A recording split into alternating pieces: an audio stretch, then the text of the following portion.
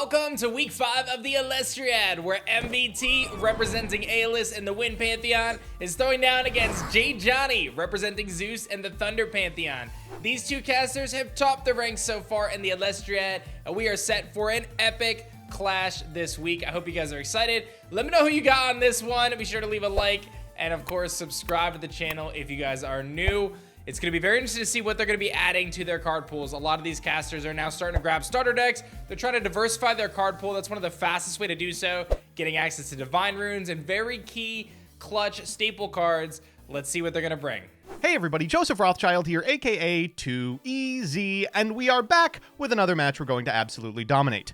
So, after defeating Shady Penguin last week, I am almost out of people I am afraid of in the tournament. Coder, Drooby, Shady, and JadeJonny were the 4 people that I was looking out for when this tournament started, and what do you know, I am playing them all in sequence, weeks 2 through 5.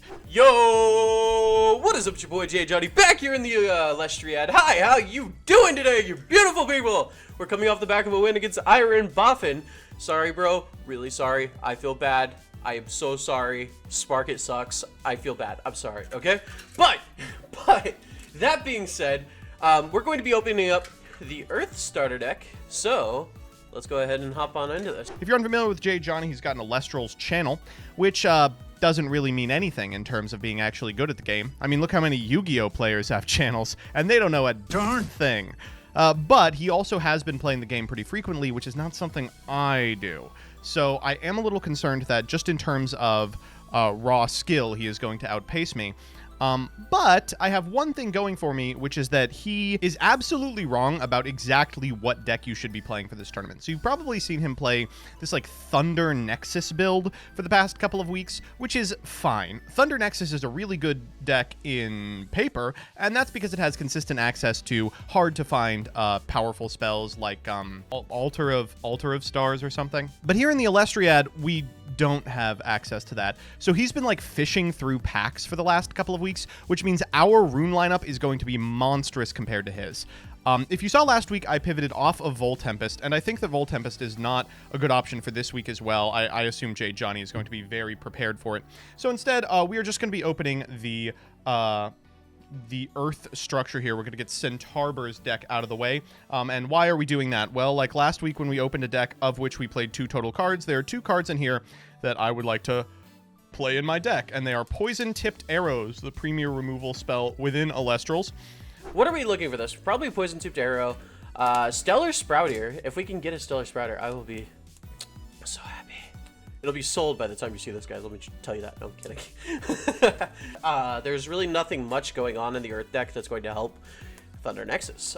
So, we're just wanting that removal. We're playing against MBT this week, and MBT is going to be bringing Voltempest. And as any decent player knows, the best way to out Voltempest is not to let them play the Voltempest. But yeah, so Poison Tipped Arrow is really the most important thing in this deck. We already have all our Ambrosios. We already have our Nogs.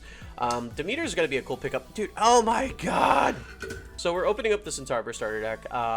We're going to check for that beautiful, beautiful Stellar. And no Stellar! But we look at it. Spinif is a really cool card to be picking up. We're going to be picking up the Ecolinks, Tectoros from a gym. Picking up a couple P-Gust. We already have our Boombats, Nectar of the Gods, Ambrosias. We're going to finish off playset. We got our Demeters, Tornadoes, another Thunderstorm, and our PTAs, and then a lot of Spirits to work with.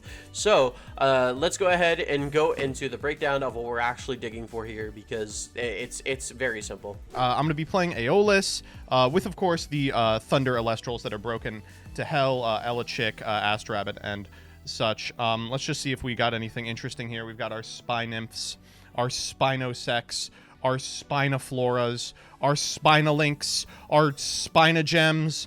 Oh, wait, we have more P-Gust. Great. Our Boombat, that's our 3rd Boombat. We now can play the playset. Nog, Circle the Sky, Demeter, Phaloi Forest, Scythe of Demeter. We have EQs coming out of our ears. Here they are, Poison Tipped Arrow. So this can only be cast when an opponent casts an Elestral. It gives it -2 until the end phase, and then I can expend spirits equal to its enchantment cost in order to destroy it during the end phase. This card's crazy, and I expect we'll be playing it. Just going to check my spirits real quick. Nothing interesting there. I'm going to slot these into my existing deck. I'll give you a broader view of them in the profile, but I'm very excited for this week. I feel if I beat JadeJonny, I am a lock for top 4. So a lot on the line here. I'm going to have to play against someone who actually knows how to play Elestrals, which is not something I'm used to. Okay, so the most important things we're picking up here is some rune removal in P-Gust and Tornado and Thunderstorm. Just having the access to more rune removal is going to be extremely helpful. Everybody's going to Voltempest. Boring, by the way, but everybody's going to Voltempest, so just having access to that rune removal is going to be super helpful. Then we also have Poison Tipped Arrow. It's going to be Elestral removal, and against Voltempest, we're going to need Elestral removal. We don't want Voltempest hitting the board, so we're going to stack our deck with as much removal as possible for this week against MBT. Next up, we have Rummagem, which is going to be a good Earth Searcher if we decide to go into Earth. We have Tictoros, which is going to be a good Earth Beater if we decide to go into Earth. We have Equalinx, which is going to be a good rune removal if we decide to go into Earth. We have Spinimp, which is going to be good Elestral removal if we have Earth. Being able to empower itself to an Elestral to reduce its attack to 0 is going to make it to where we can just easily attack over almost anything in the game. And then we have Demeter. And Demeter is probably the most important card in Earth strategy, so having 2 copies of it right now is going to be amazing. That being said, let's go ahead and jump into the deck building and see if we can't cook some spicy stuff up for our good friend MBT. Alright, so it seems both casters are grabbing the Earth starter deck. Those poison tipped arrows are so incredibly valuable, and you also pick up things like Earthquake, of course, if you don't have them. There's some really good Elestrals mixed in there, and it's a pretty good archetype. Like, you could definitely utilize it, especially if you're someone like Distant Coder who's fetching down or searching down those Viscerus. But let's dive into MBT's deck profile and see what he's bringing for this clash. Alright, time for the deck profile. If you were expecting something exciting, I have just terrible news for you. We've got 3 Elechick. We've got 3 Astrabbit. I call these the prerequisite to playing the format. We've got a search target in Zeus. I am playing 2 Zeus. I could probably shave 1, but I'm not gonna.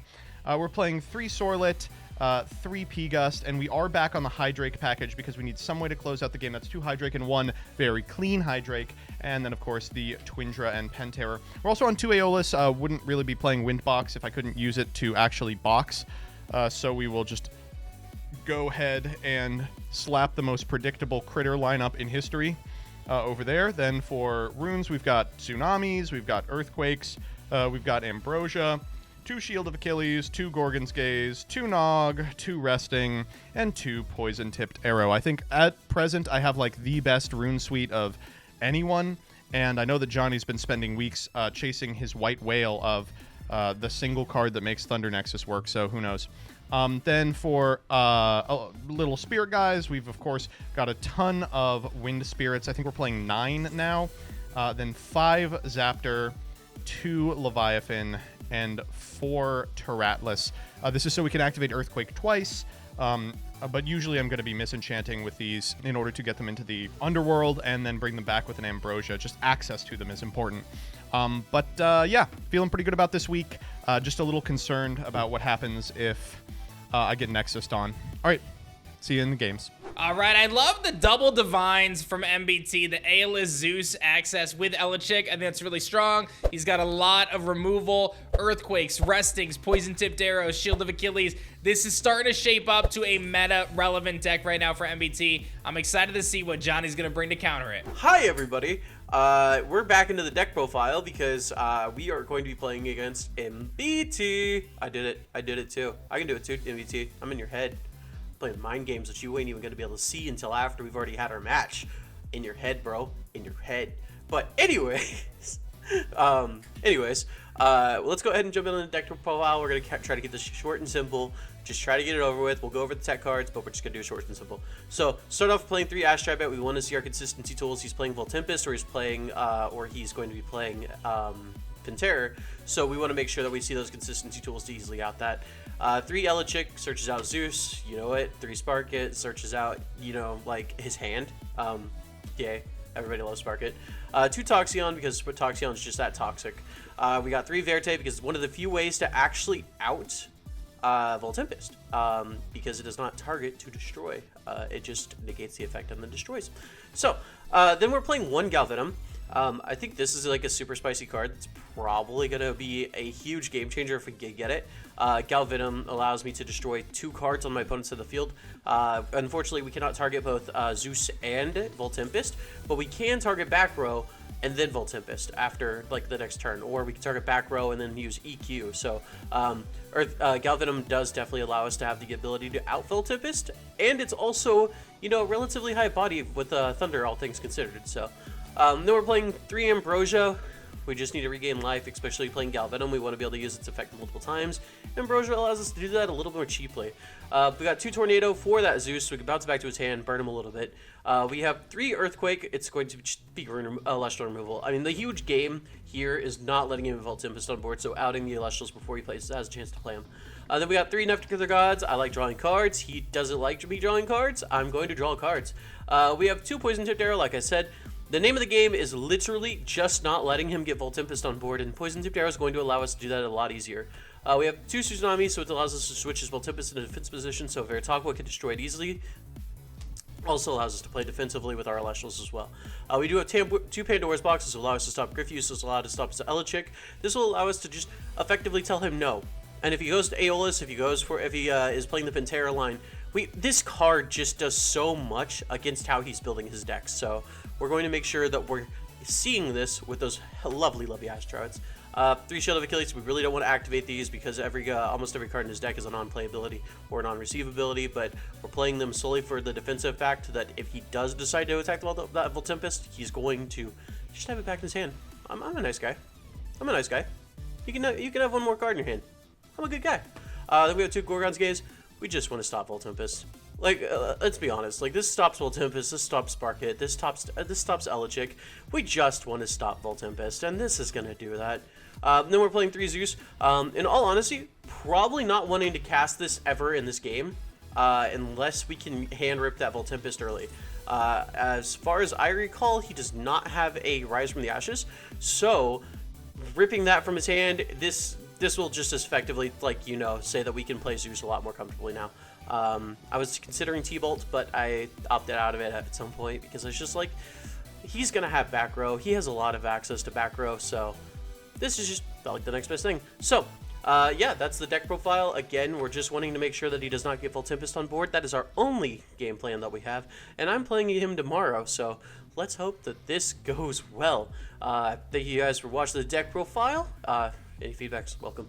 Yeah. But that being said, MBT, I'm ready for a heck of a clash. If it ain't broke, don't fix it. JadeJonny bringing a lot of the same tricks that he's been bringing this season. Love seeing those Pandora's boxes added in. That could be very clutch against the various tools that MBT has, like, of course, his Elichick and his Aeolus and things like that.